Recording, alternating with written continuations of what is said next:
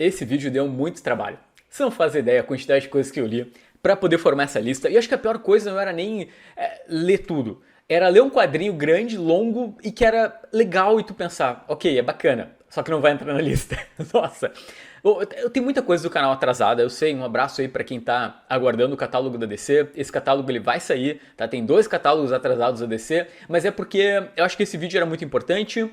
E ficou legal, tá? Eu acho que é uma lista que vai representar bem o que foi o ano de 2023. Lógico que eu não consegui ler tudo, porque, cara, é humanamente impossível ler todas as publicações que saem ali agora no mercado brasileiro. Eu fiquei feliz que eu consegui cumprir a minha principal resolução de leitura de 2022, né? Sabe aquelas listas que tu faz antes de começar um novo ano com ideias e planejamento? Pois é, eu consegui cumprir a principal delas, que foi essa aqui, tá? Eu saí zerado aí desse personagem em 2023. Ponto importante. O meu critério é quadrinhos publicados pela primeira vez no ano de 2023. Pode ser, e aí pode entrar uma publicação dos Estados Unidos, por exemplo. Eu sempre gosto de adiantar algum lançamento legal, que eu acho que a galera pode já começar a criar um buzz. E as posições do ranking não importam muito. Elas começam a importar um pouco mais a partir ali do top 10, mas principalmente a partir do top 5. Tá? Mas ali da 20ª posição até a 11ª meio que tá ok, não tem tanto uma ordem super importante. Na verdade eu vou começar com quadrinhos que não vão entrar na minha lista, porque já entraram na lista do ano passado, mas que saíram esse ano no Brasil. O primeiro deles é o Charada, Um Dia Ruim, do Tom King e do Mitch Gerads, quadrinho que já venceu o Eisner, acho que foi no ano passado. Diretor, bota na tela aí qual foi o ano que venceu. E aí tem também As Muitas Mortes lá Listar, né? Também entrou na lista do ano passado. Que quadrinho incrível, galera. Sério, é o tipo de gibi que dá vontade de ler todo ano para se lembrar sobre por que a gente está vivo, por que a gente está por aqui, né? Ele responde, do jeito dele, ele responde questões muito, muito interessantes sobre a nossa existência. Então, vale muito a pena ler. Agora chegou o momento de tu pegar papel e caneta, como os incas faziam, alguns milênios atrás, porque essa lista de recomendações está bem, bem legal. Esse ano foi mais difícil fazer o top. No ano passado meio que eu tinha uma certeza. Beleza, a adoção é o primeiro lugar, né, nada ali superou a adoção, mas esse ano, uou, foi um desafio. Ponto importante antes da gente de começar a lista propriamente. Esse vídeo ele não é uma lista de melhores quadrinhos de 2023 que estão na Amazon. Não. Vai ter quadrinho da Amazon, vai ter quadrinho independente, vai ter quadrinho de editora de Catarse, editora que só vende no site. Em 20º lugar tem Superman Aeroespacial, do Mark Russell com Michael Red, publicação da DC Comics, saiu pela Panini aqui no Brasil. E é um quadrinho que me pegou, porque ele tem aquela ideia de misturar eventos do mundo real com a cronologia da DC. Tudo bem que são eventos mais focados na cultura norte-americana, tipo a morte do Kennedy, depois vai ter a luta dos negros pelos direitos civis também afetando o Superman, mas o que eu achei mais legal é que nós estamos vendo o Homem de Aço, sabe, um ser super poderoso que veio do espaço para nos salvar, e ele não consegue nos salvar. Os problemas do nosso mundo são complexos demais, até para um cara super poderoso. Então essa parte do quadrinho, toda essa reflexão é muito legal. E tem frases aqui que são sensacionais. Eu separei uma, tá? Acompanha comigo. As pessoas que fazem o bem não são as mais fortes, nem as mais inteligentes ou as mais preparadas. São simplesmente aquelas que comparecem. Pô, que coisa linda, sério, sério. Agora a gente vai para um quadrinho independente do Brão, que é o Megalomania. Eu acho que eu devo ter sido a primeira pessoa na internet a falar sobre os quadrinhos, sem ser, obviamente, o próprio Brão. E eu tô apaixonado por essa obra, porque eu tenho uma indecisão sobre o que sentir sobre ela. Eu não sei se eu tenho que sentir prazer, repulsa, medo do que está acontecendo aqui. O ponto é que são 2 tramas paralelas, uma acontecendo em cada página, lógico que elas vão convergir em algum momento, e são 2 pessoas que estão descendo ao submundo do prazer carnal. E aí tu tem regras, a coisa vai ficando cada vez mais bizarra e rocambolesca, o desenho é muito bonito e merece estar aí num top de melhores do ano. Agora a gente vai para o lançamento de 2023 com o nome mais complexo de todos, na 18ª posição, que é o número alguma coisa. Diretor, bota na tela aí qual é o número, porque é muito complicado de falar. Que baita quadrinho de horror. Galera, prestem atenção em Thomas Ott. Esse é um suíço, que ele usa uma técnica com estilete no papel e ele consegue criar ilustrações perturbadoras. O quadrinho é bizarro do começo ao fim. Aqui a gente vai acompanhar a história de um carcereiro de uma prisão. Ele vai encontrar embaixo de uma cadeira elétrica um papelzinho cheio de número. E a brincadeira aqui é que essa numeração começa a perseguir esse cara no dia a dia, né? Sei lá, ele começa a olhar nas placas das ruas, tem aqueles números. A vida dele começa a ganhar soluções mais fáceis por conta de apostar num número, por exemplo. Só que tu lembra que ele encontrou numa cadeira elétrica. Não tem como isso aqui dar certo no final, gente. 17ª posição, com Noir Burlesque da Trem Fantasma, escrita e desenhada pelo Enrico Marini, que é aquele italiano que fez o Batman Príncipe Encantado das Trevas, né, que é um Batman diferentão em aquarela. E esse quadrinho, cara, é impressionante como ele é muito bem conduzido. Do começo ao fim, é como um maestro, sabe, regendo uma orquestra. Então, sei lá, a arte é muito linda, a aquarela é perfeita. Aqui na trama a gente vai conhecer o Terry, que é um ex-militar casca-grossa, que hoje em dia é um ladrão, e ele deve uma grana pro maior mafioso da cidade, que tá pra casar com a ex-mulher dele. Eu gosto como esse quadrinho usa muito bem o vermelho, sabe? Os tons de vermelho aparecem, né? O quadrinho é todo, né, preto e branco e com tons de cinza. Mas o vermelho ele aparece quando tu tem ou a sedução, né, com as damas fatais aqui da história, ou quando tu tem a violência. Parece um aviso de que a cor vermelha tanto pode te seduzir como acabar com a tua vida. Eita, que às vezes é mais ou menos a mesma coisa, né, gente? Precisamos falar sobre Sobreviventes da Fronteira, que é o quadrinho mais engraçado de 2023. Que negócio legal. É como... Imagina que é uma trip, tu e dos teus amigos, sabe? Tu se junta com a galera e tu vai viver uma aventura, né? Um grupo de amigos, ali nos anos 90, resolve assistir ao último show dos Ramones na América Latina, né? Um show que aconteceu na Argentina. Imagina que é um grupo de amigos completamente despreparado, sem grana, que se enfia dentro de um carro e aí vai ter uma ovelha, vai ter uma fita do molejão, um monte de coisa vai acontecer nessa história e ela é muito, muito engraçada. E não é só piada, sabe? Tem toda uma questão emocional também ao longo da trama. 15º lugar tem Mal-Estar, um quadrinho francês da Dark Side que vai homenagear os filmes de slasher. E que assassino perturbador. Cara, pensa que é um maluco, sabe? Com um taco de beisebol, batendo nas pessoas na rua. Tudo começa quando esse assassino serial, ele mata 2 estudantes de uma escola, e aí isso obviamente vai afetar todo o ecossistema dessa escola, e a gente vai acompanhar aqui 3 adolescentes, sendo que um deles tem sonhos onde ele mata a própria mãe a facadas. É um gibi super leve, tá, gente? É bem tranquilo de ler. Em 14º lugar tem um quadrinho que ele conseguiu o que poucos gibis conseguem, que é fazer o feijão com arroz bem feito. Que coisa linda esse Quarteto Fantástico. É um quadrinho de ficção científica vintage, né? O quarteto ele vai enfrentar conceitos clássicos desse gênero. Sei lá, uma cidade dominada por robôs, uma cidade perdida no tempo. É muito legal. O começo é muito bom desse encadernado porque ele é mais intimista, né? Tu tem um olhar para cada membro do quarteto. O próprio roteirista aqui brinca, né? O Ryan North, que a graça do quadrinho não é a ameaça cósmica, sabe, o grande vilão, é o conceito de ficção científica maluco da semana, né? Ele se inspira muito em Star Trek, ele mesmo comenta isso. Então eu recomendo bastante, eu não li a sequência ainda, eu tô bem ansioso pro volume 2, mas esse volume 1, ele já me pegou pra colecionar durante muito tempo, essa série. É isso, galera. Nem tudo tem que ser incrivelmente explosivo e revolucionar, às vezes só tem que ser um gibi legal do Quarteto Fantástico.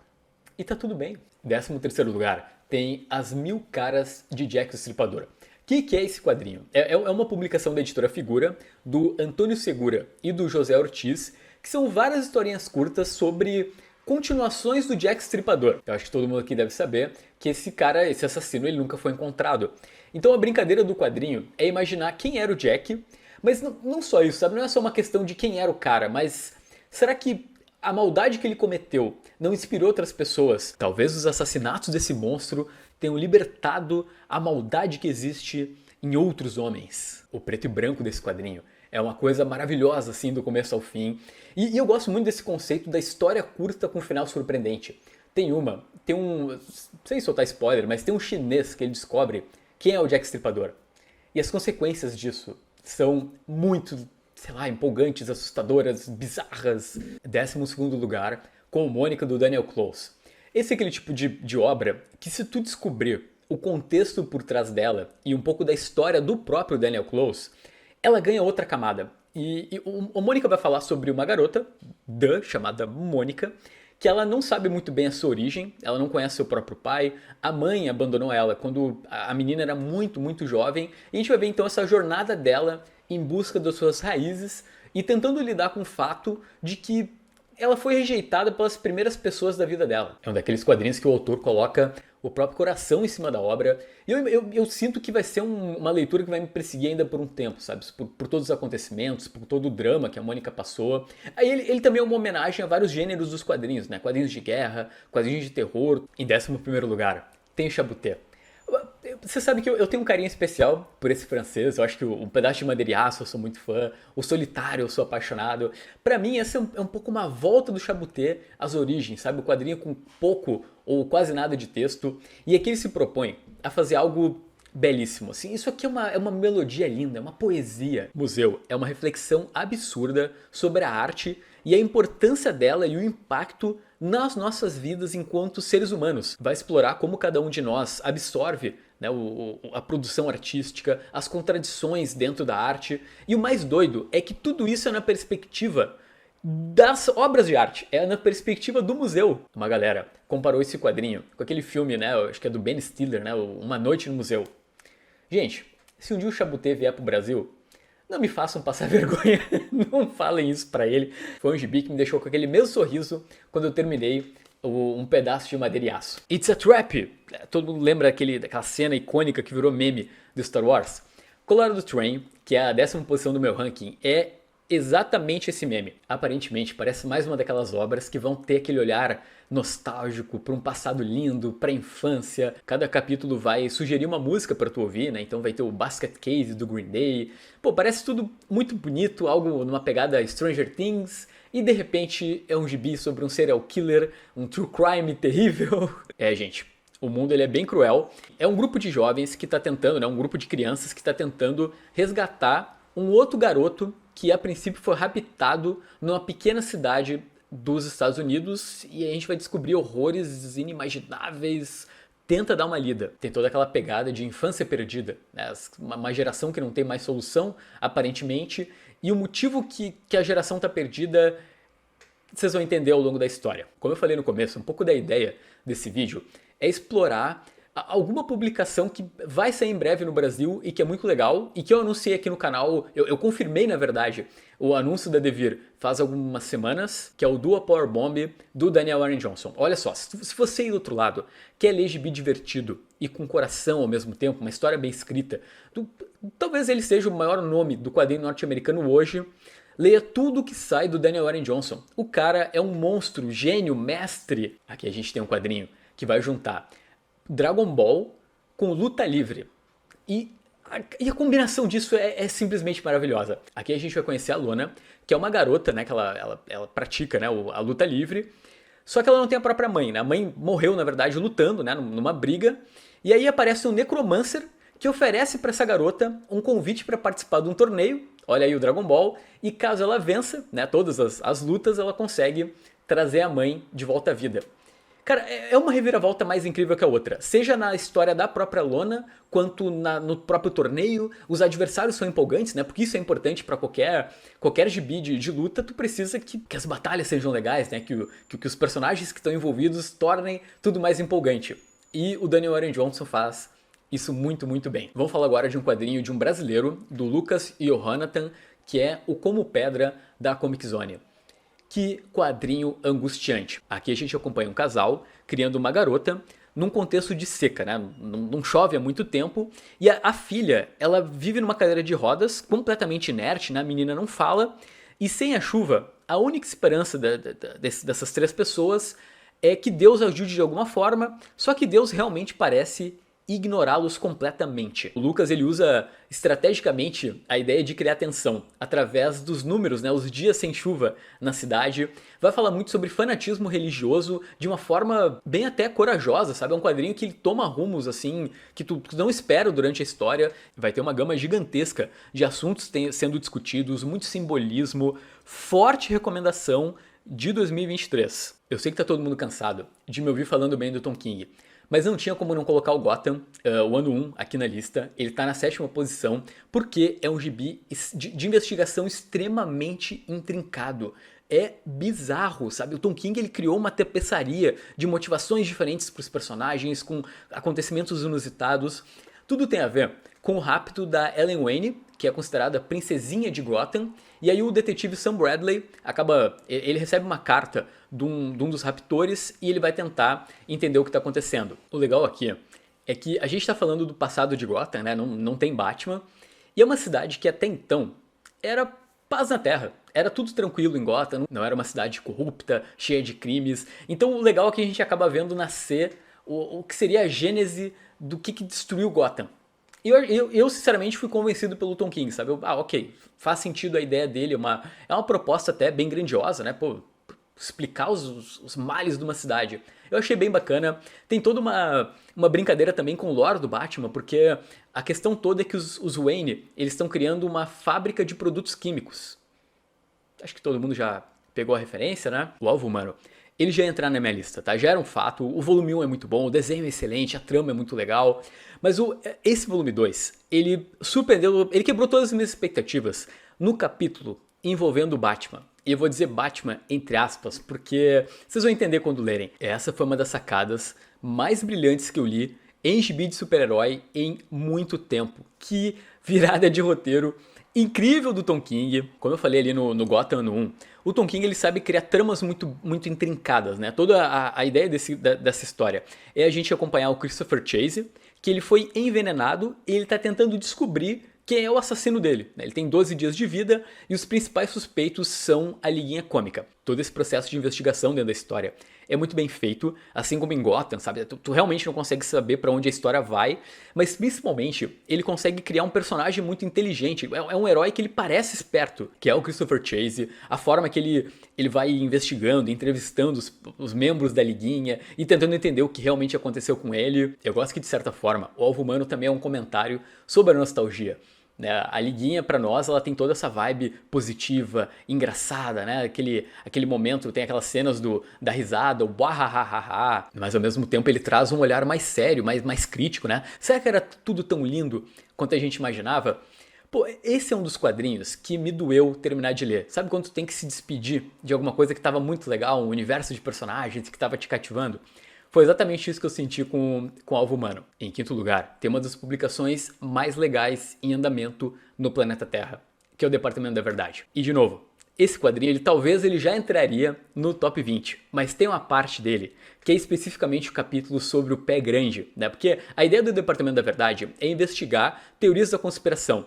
E o legal é que ele é todo baseado em fatos. Então, se tu pesquisar alguma teoria no Google, tu vai ficar apavorado. Porque tem pessoas que acreditam em coisas muito estapafúrdias e bizarras. Mas o principal ponto pra mim é como essa obra te coloca dentro da cabeça das pessoas que creem nessas teorias. Tu começa a entender o que motiva, né? Por que alguém acreditaria no pé grande? Por que alguém caçaria o pé grande? Sei lá, não existe vida, família, outras coisas pra tu focar, tu tem que focar num mito estranho. É tudo muito bem embasado dentro desse quadrinho. Em quarto lugar tem o Combate Cotidiano do Malu Larsenet, publicado pelo Pipoca Nanquim, que é uma obra que a minha namorada leu primeiro. Acho que pela primeira vez na história isso aconteceu, desde que a gente namora, na verdade, já tem alguns anos. Ela estava do meu lado, deitada, chorando, e eu tentando entender, porque eu não fazia ideia do que estava acontecendo. Ela falou, não, isso aqui é muito emocionante, é muito bonito.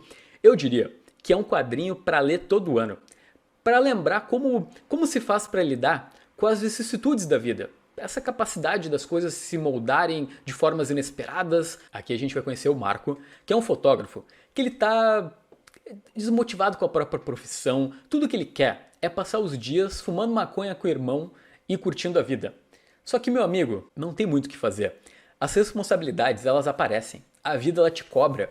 E aí ele vai ter que lidar, por exemplo, com uma perda, é um slice of life, né? A gente vai acompanhando a vida do Marco. E o que eu acho legal é que, até então, eu só conheci o Malu Larsenet por conta do relatório de Brodeck, que é um gibi com uma arte super rebuscada, master detalhada, e aqui ele tem um traço que lembra um pouco uma charge. Tem uma veia mais cômica, vamos dizer assim. Então tem uma certa ironia do quadrinho trabalhar vários temas que vão te colocar para pensar sobre a tua vida, sobre, sabe, a filosofia que tu segue, enquanto tem um traço cômico para refletir a percepção do Marco sobre como deveria ser a vida dele.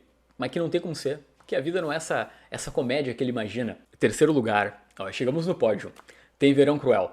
Não tinha como não colocar esse quadrinho. Pô, eu acompanhei Criminal desde 2010, quando a Panini publicou o primeiro volume, né? E o HQ acabou indo parar na Mino, agora a Mino fez um ótimo trabalho, né? Publicando todo o Criminal. E aí o Verão Cruel é o grande finale dessa grande saga. A gente vai finalmente entender exatamente como se deu a grande tragédia na vida dos irmãos Lawless, né? Tem o Rick aqui, é um dos personagens principais. A história começa com ele roubando uma pessoa errada, que na verdade esse garoto, ele tá tentando pagar a fiança do próprio pai, que é o Tag Lawless, e aí ele, como eu falei, ele rouba da pessoa errada, né? Ele cria problema com a máfia, então ele consegue libertar o pai, mas cria um problema talvez muito pior do que era simplesmente o pai estar lá preso na cadeia. A grande temática dessa série toda, né, o Criminal, é como os erros dos nossos pais reverberam na nossa existência e como nós mesmos acabamos reproduzindo esses erros, né? Pô, muitas vezes eu me pego tendo atitudes que não são legais, mas que eu meio que me parece natural agir daquela forma,